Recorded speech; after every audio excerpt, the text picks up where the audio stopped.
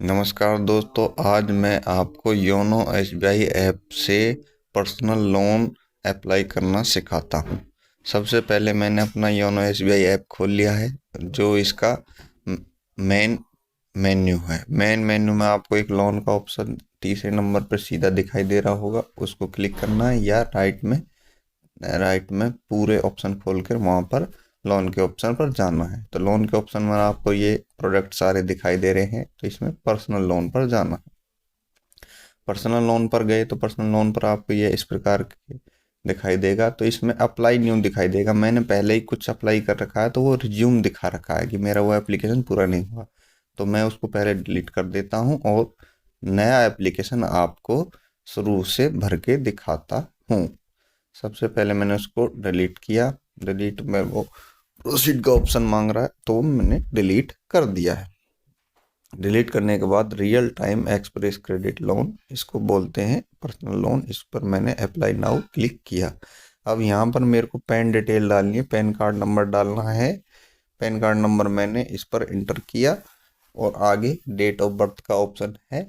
Date of birth के option पर मैंने सिस्टम के कैलेंडर में ऑटोमेटिक डेट ऑफ बर्थ को एंटर किया और अप्लाई किया, ओके किया। तो मैं यहाँ पर अपनी डेट ऑफ बर्थ को क्लिक करता हूँ और यहाँ पर वैलिडेट के ऑप्शन पर क्लिक करता हूँ। वैलिडेट के ऑप्शन पर क्लिक करने के बाद पैन डिटेल को उसने ग्रीन व्यू करके सही दिखा दिया। अब लोन अमाउंट डाल के देखता हूँ, तो लोन अमाउंट में लगभग 4 लाख डाल देता हूँ।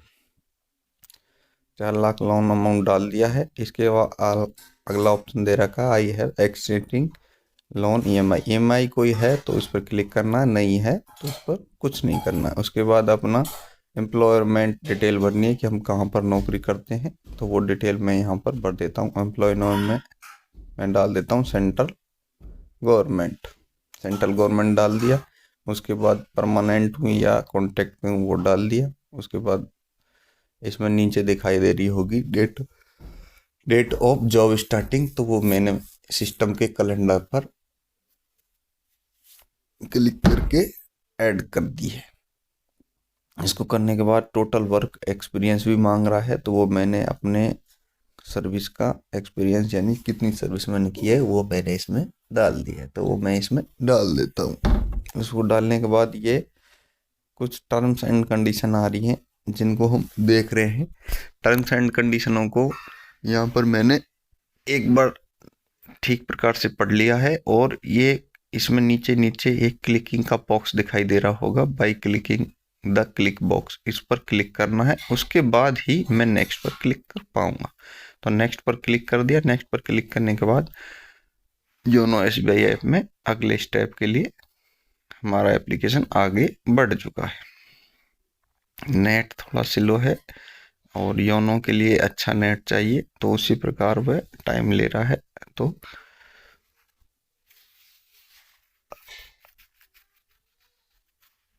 आपको दिखाई दे रहा होगा।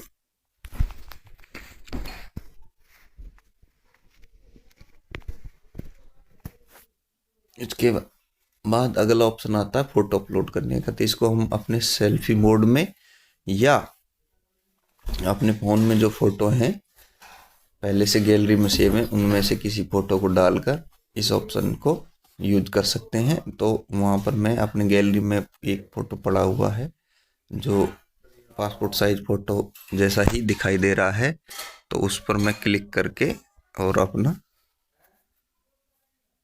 फ़ोटो क्लिक कर लेता हूँ। तो इसमें मेरे को एक ये फ़ोटो है जो पासपोर्ट साइज जैसे दिखाई दे रहा है, वो मेरे को प्रीव्यू में भी दिखाई दे गया। इसको क्लिक कर दिया और नेक्स्ट, ये फ़ोटो जैसे ही अपलोड हो जाएगा तो हमें नेक्स्ट पर क्लिक करना है। तो थोड़ा टाइम लगता है अपलोड होने में, साइज बड़ा हुआ। तो ये फ़ोटो अपलोड हो गया है और नेक्स्ट पर क्लिक किया। नेक्स्ट पर क्लिक करने के बाद विंडो अगले ऑप्शन पर चली जाएगी। यहाँ पर हमारा मेरी लोन अमाउंट 13 लाख रुपए 13,600 दिखाई दे रहा है। अगर मेरे को लोन मिल सकता है 13,600 का मिल सकता है आज, लेकिन 13,600 को मेरे को नहीं चाहिए, मेरे को कम का चाहिए। तो मैं यहाँ से इस 13,600 को कम कर सकता हूँ। कम से कम 25,000 का लोन लेना ही पड़ेगा। तो मैंने इसको 4,20,000 कर लिया, जितनी मेरे को आवश्यकता है। 13 लाख से 25,000 के बीच में आप कोई सा भी अमाउंट इसमें एंटर कर सकते हैं, इसमें आपको कोई बाध्यता नहीं है, सबका अलग अलग होता है, हर योनो एसबीआई धारक का अलग अलग होगा। अब इसके अलावा मैं लोन टर्नओवर कि लोन मेरे को कितने दिन में भरना है वापस, तो उसका भी मैं अपने आप यहाँ से ही बता सकता हूँ, क्लिक कर सकता हूँ। तो मैं इसको कम से कम समय में भरना चाहता हूँ, जिससे कि मेरी ब्याज कम जाए और मेरी लोन की किस्त जल्दी से जल्दी पूरी हो जाए। तो मैं इसको कम से कम करना चाहता हूँ। तो मैं जैसे इसको कम करता हूँ, अगर ये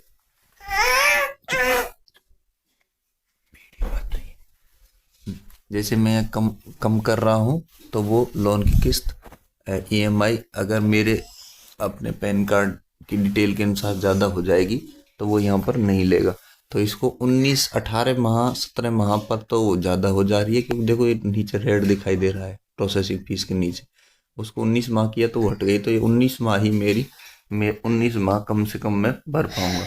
19 माह ही है सबसे लोवेस्ट टाइम। तो मैं वहाँ पर इसके अलावा अगला ऑप्शन दिखाई दे रहा होगा, लोन रीपेमेंट की डेट, मतलब लोन मेरा किस डेट को कटना चाहिए। तो मैं 1 तारीख को काटना चाहता हूँ, तो 1 तारीख को मैंने क्लिक कर दिया। 1 तारीख को क्लिक करने के बाद अगले ऑप्शन में नेक्स्ट पर क्लिक करूंगा। इसमें मेरी जो दिखाई दे रही है 11.5 दिखाई दे रहा है ब्याज दर, लेकिन ये बाद में बढ़ जाएगी। अब ये पूछ रहा है कि आप डॉक्यूमेंट को ऑनलाइन सबमिट करना चाहते हैं, ऑनलाइन साइन करना चाहते हैं या बैंक में जाके साइन करना चाहते हैं। तो मैं ऑनलाइन ही करना चाहता हूँ, क्योंकि इसमें ई स्टाम्प फीस लगती है, तो वो मैं सारी यहीं से ही क्लिक कर दूंगा, तो ऑनलाइन ही अपने खाते से ई स्टाम्प की फीस कट जाएगी। तो ये मेरा उसके लिए डॉक्यूमेंट तैयार हो रहे हैं। ये डॉक्यूमेंट मेरे को एक बार देख लेते हैं, कोई कोई इसमें गलती तो नहीं। देखो यहाँ पर प्रोसेस अपनी इंटरेस्ट रेट 11.55 हो गई, वहाँ पर 11.05 दिखाई दे रही थी, तो ये बढ़ती घटती रहती है। मेरा इसमें स्टाम्प फीस 1365 दिखाई दे रही है, तो 1365 मेरे खाते से कट जाएंगे। इसको क्लिक करने के बाद और मेरे डॉक्यूमेंट ई साइन हो जाएंगे। तो मैं यहाँ पर क्लिक करके दिखाई देता हूँ। ये मेरे टर्म्स एंड कंडीशन है, जो मेरा एग्रीमेंट बनेगा उसके बारे में पूरा टर्म्स एंड कंडीशन है कि मेरे को कैसे देने कैसे नहीं। इनको एक बार शुरू से लेकर लास्ट तक धीरे धीरे पढ़ लेना है, पढ़ने के बाद ही आगे क्लिक करना है, क्योंकि इसमें जो कुछ लिखा हुआ वो शर्तें आपको पूरी करनी पड़ेंगी। बैंक के साथ आपका एग्रीमेंट है कि इस प्रकार की ही शर्तें। तो ये मेरी फाइल डाउनलोड हो गई है। इसके बाद मेरे को नेक्स्ट पर क्लिक करना है। पापा ये थोड़ा सिस्टम में कुछ दिक्कत आ गई, तो इसलिए उसने क्रॉस दिखा दिया है। मेरे को इसको दोबारा से नेक्स्ट पर क्लिक करना है, और नेक्स्ट पर क्लिक किया तो ऐसे थोड़ा नेट स्लो की वजह से टाइम लेता है। योनो एप्लीकेशन अपने हिसाब से काम भी करता है, तो इसलिए ये थोड़ा स्लो काम कर रहा है। मैं इसकी रियल वीडियो बना रहा हूँ, जैसे जैसे मैंने अप्लाई किया है वैसे वैसे की रियल वीडियो, मैं इसमें कुछ भी काट छांट नहीं कर रहा हूँ। उसके बाद जैसे एप्लीकेशन ने एक एनोदर साइट पर चला जाएगा, जिसको NESL साइट बोलते हैं। इस पर हमारा एग्रीमेंट है वो डिजिटली साइन होगा। डिजिटल साइन का मतलब है कि या तो आधार कार्ड से या बायोमेट्रिक से साइन हो सकता है। तो आधार कार्ड से ही साइन करना हमारे लिए ठीक पॉसिबल है। तो वो मैं यहाँ पर उस साइट को, उसका मेरे पास मैसेज भी आया है। अब मैं इस एप्लीकेशन को प्रीव्यू को देख लेता हूँ कि इसमें क्या क्या लिखा है। तो मैं लोन अमाउंट और ये को मिला लेता हूँ। मैंने पहले भी मिला लिया है, लेकिन अब दोबारा से मिला लेता हूँ। और इसको जब हम लास्ट में लेके जाएंगे तभी एग्री का ऑप्शन आएगा, तो आई एग्री करेंगे तभी अगले ऑप्शन की तरफ हम बढ़ेंगे। तो मैंने यहाँ से आई एग्री किया। आई एग्री करने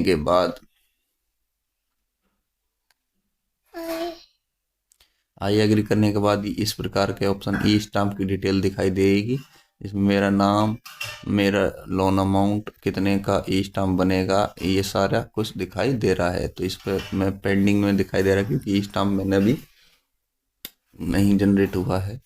तो इसको मैंने नेक्स्ट पर क्लिक किया। नेक्स्ट पर क्लिक करने के बाद ये ई स्टाम्प का मेरे को प्रूफ दिखाई दे। देखो उसी टाइम मेरे को आ गया था ई स्टाम्प का प्रूफ अब ये मेरे खाते से इन्होंने 1365 रुपये काट लिए। 1068 का स्टाम्प है, लेकिन उस पर इनकी फीस लगती है कुछ 30% के करीब इनके टैक्स टूक्स लगाते हैं ये राजस्थान सरकार में, तो वो सारे इन्होंने लगाने के बाद उसको 1300 कुछ रुपए काटे हैं।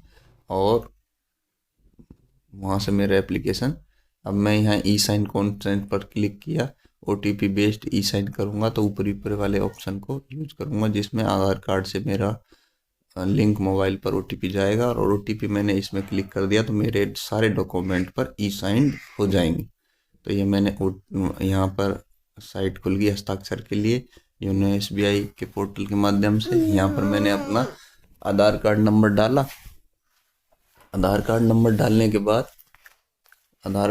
डालने के बाद जैसे ही मैं गेट OTP पर क्लिक करूँगा तो मेरी OTP मेरे मोबाइल नंबर पर चली जाएगी।